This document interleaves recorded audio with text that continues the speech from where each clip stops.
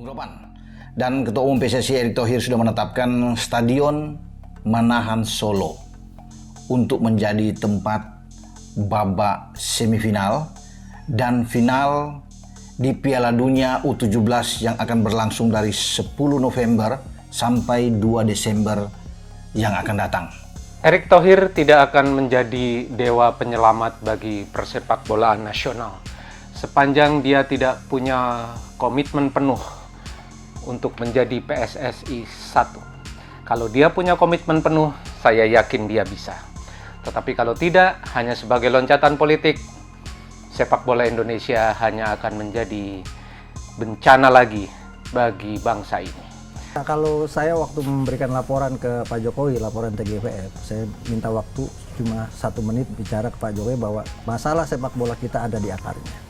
Ketika akar masalah ini tidak dibenahi, maka akan tumbuh masalah lagi. Apa akarnya, Mas Akmal? Akar masalahnya yaitu yang pertama SDM pengelola kompetisinya, ya, termasuk di dalamnya adalah PSSI, ini yang paling penting. Karena apa? Pemimpin adalah teladan bagi anggotanya. Kalau pemimpinnya tidak bisa memimpin dengan benar, ya bawahnya pasti berantakan. Itu yang pertama, dan ini faktor penyulut utama tidak pernah baiknya sepak bola kita ada di pengurus. Yang kedua, ada dalam drama-drama pengaturan skor, pengaturan juara dan sebagainya, match fixing, match acting, match setting.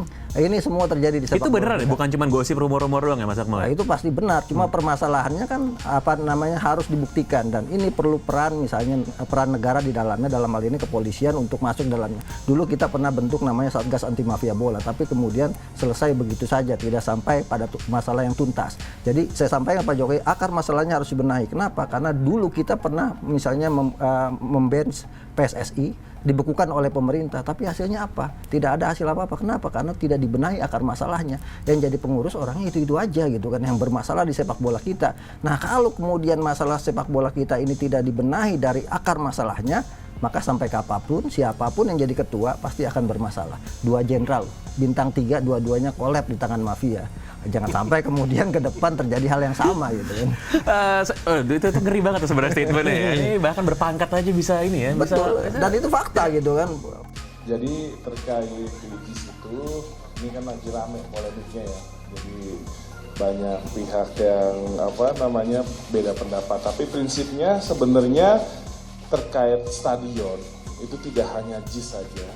Jadi ada 22 stadion di Indonesia ini yang akan kita fokuskan dan kita lihat dan assess mana-mana saja apa yang perlu diperbaiki, direnovasi dan disempurnakan. Terkait khusus dengan JIS, itu memang ada JIS, kita akui adalah stadion yang sangat baik dan sangat, kita kalau masuk di stadionnya aja itu udah serasanya, kita feels-nya itu udah seperti di Eropa mungkin. Tapi memang kita juga harus berani mengakui ada beberapa catatan yang harus kita perbaiki dan kita sempurnakan dalam rangka jika kita ingin menyelenggarakan event internasional yang nantinya dihadiri baik itu dari tamu negara asing dan lokal, ini memastikan tidak ada kendala-kendala. Sepak bola itu kan kebanggaan kita, maksudnya gini, kalau ditanya satu olahraga di Indonesia ini yang hampir mayoritas rakyat kita tuh semua bisa relate,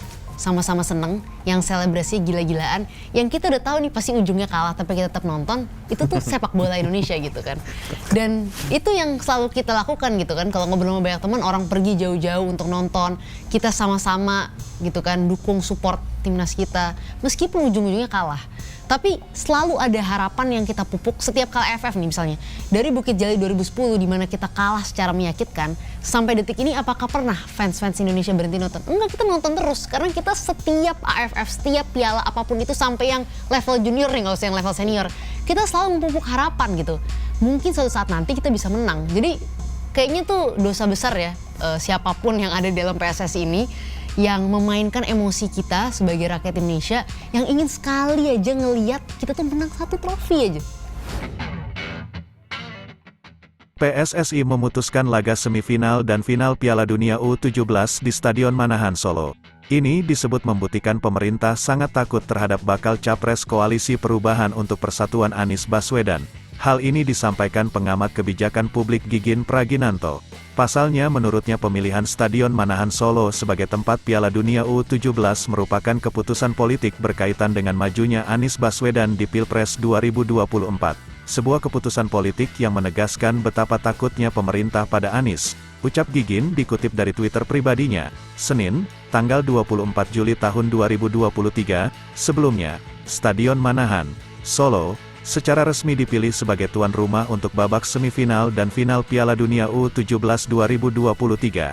Hal ini disampaikan oleh Ketua Umum PSSI, Erick Thohir, saat menghadiri acara seleksi untuk mencari pemain timnas U17 Indonesia di Stadion Sriwedari, Solo. Kota Solo juga dipastikan menjadi salah satu venue Piala Dunia U17 2023. Untuk diketahui, Stadion Manahan juga telah ditunjuk sebagai salah satu stadion penyelenggara Piala Dunia U20 2023. Namun, Piala Dunia U20 tersebut batal dilaksanakan.